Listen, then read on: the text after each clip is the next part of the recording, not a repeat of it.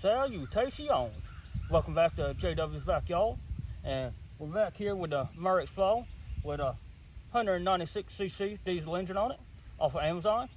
And when I was hooking up the nitrous to this thing, I took off the intake and I found something pretty interesting, and I wanted to share it with you guys.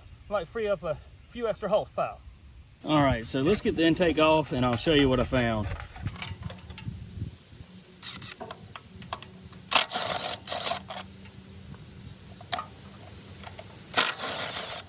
Now this is something super simple that might free up a little extra horsepower for you, and it's free.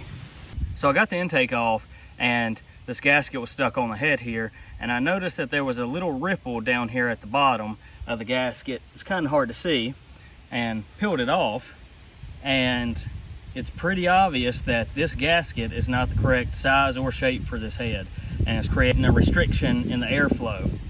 So all it would take is trimming down this gasket or removing it completely and putting some RTV to form a new gasket, and it would remove that obstruction and might free up a little bit extra power for you. All right, that's all I got for you today.